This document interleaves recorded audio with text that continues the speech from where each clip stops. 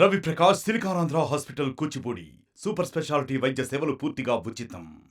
2019లో వైఎస్ఆర్ ప్రభుత్వం ఈ రాష్ట్ర అధికారంలోకి వచ్చిన తర్వాత ఇక్కడ ఎర్రమట్టి దెబ్బలు క్రమంగా హరించుకుపోతూ ఉన్నాయి. ఇక్కడి నుంచి మట్టి కూడా అనఫిషియల్గా పైకి తీసుకెళ్ళిపోతూ ఉన్నారు. ఈ ఎర్రమట్టి దెబ్బల్ని ధ్వంసం చేస్తూ ఉన్నారు, లెవెల్ చేసి రకరకాల యాక్టివిటీస్ చేస్తూ ఉన్నారని చెప్పి ఆ రోజు ఆరోపణలు కూడా రావడం జరిగింది. దాని మీదనే ప్రత్యేకించి ఆ రోజు జనసేన అధ్యక్షులు పవన్ కళ్యాణ్ గారు కూడా ఈ ప్రాంతానికి రావడం, సందీప్ నాయకత్వంలో ఈ ప్రాంతం అంతా కూడా చూడటం, ఆ రోజు కూడా ఆయన చెప్పడం జరిగింది ఈ ఎర్రమట్టి దెబ్బలను ఎట్టి పరిస్థితుల్లో మనం ప్రొటెక్ట్ చేసుకోవాలని చెప్పని. సరే, ఇవన్నీ ఒక పక్క జరుగుతూ ఉంటే ఏదైతే సొసైటీకి సంబంధించి మరి గత కొద్ది రోజులుగా వాళ్ళు బయట కాంపౌండ్ వాళ్ళది కట్టి లోపల మిషనరీ అది పెట్టి లెవెలింగ్ చేసి వాళ్ళు చేసుకుంటూ ఉన్నారు. దీని మీద మీడియాలో రావటం, అలాగే అధికారులు కూడా దీని మీద విజిట్ చేసి దాని మీద స్పందించడం ఏం జరిగింది. నేను ఇక్కడికి వచ్చే ముందు కూడా జిల్లా కలెక్టర్ గారితో మాట్లాడాను.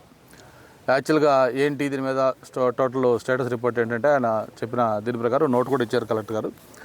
ఏదైతే వీళ్ళకి ఒక ప్లాన్ అప్రూవల్ కోసం వీళ్ళు పెట్టారు, అప్లై చేశారో దాంట్లో కొన్ని షార్ట్ ఫాల్స్ చెప్పారు.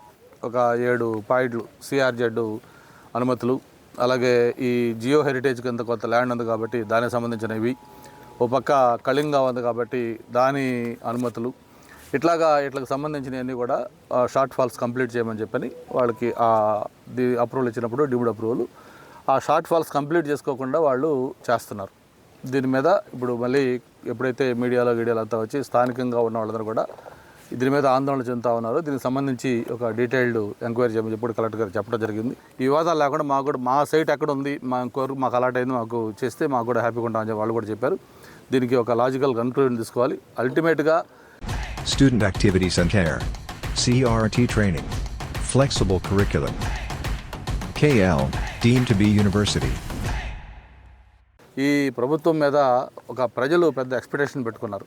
మొన్న జరిగిన ఎన్నికల్లో అంత భారీ మెజార్టీలు 165 సీట్లు 124 సీట్లు కూటమికి ఇచ్చారంటే ప్రజలు ఎంత ఎక్స్పెక్టేషన్స్ ఉన్నారో అర్థం చేసుకోవచ్చు. ఆ ఎక్స్పెక్టేషన్ ప్రజలు ఏదైతే పెట్టుకున్నారో దాన్ని ఒమ్ము చేయకుండా వాళ్ళ అంచనాల మేరకు ఈ ప్రభుత్వం పనిచేసే పరిస్థితి వస్తూ ఉంది. ఒక పక్క చంద్రబాబు నాయుడు గారు, మరో పక్క ప్రత్యేకించి పవన్ కళ్యాణ్ గారు ఇటువంటి విషయాల్లో ఆయన చాలా పర్టికులర్గా ఉంటారు. ఎప్పుడైతే ఇక్కడ వర్క్ అవుతూ ఉంది, ఇదంతా మీడియాలో అంతా వచ్చిందో ఆయన వెంటనే ట్వీట్ చేసి ఆయన ఇమీడియట్గా సీఎం ఆఫీసర్ అలర్ట్ చేశారు.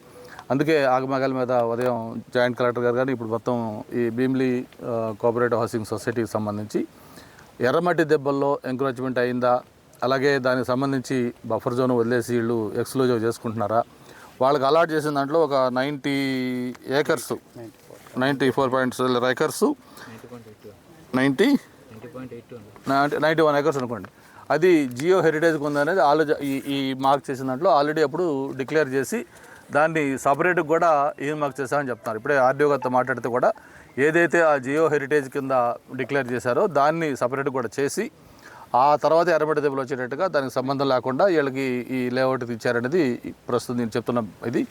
ఏది ఏమైనా ఇంత ఆరోపణలు తీవ్రస్థాయిలో వచ్చున్నాయి. దీని మీద పబ్లిక్ కూడా కన్సర్న్ ఉంది కాబట్టి నేను జిల్లా కలెక్టర్ గారు నోటే కోరాను. దీని మీద డీటెయిల్డ్ ఎంక్వైరీ చేసి వాళ్ళకు కూడా దాదాపు 4-5 వేల మంది మెంబర్స్ ఆ రోజు పెట్టుకున్న సొసైటీ కాబట్టి వాళ్ళ దీంట్లో ఏంటి వాస్తవం ఏంటి, ప్రజల్లో ఉన్న అపోహలు ఏంటి, ముఖ్యంగా ఎర్రమట్టి దెబ్బలు ఎలా ప్రొటెక్ట్ చేయాలి, వీటన్నిటి మీద కూడా డీటెయిల్డ్ ఎంక్వైరీ ఒక సీనియర్ ఆఫీసర్లతోటి కమిటీ చేసి ఎంక్వైరీ చేయమని చెప్పాను.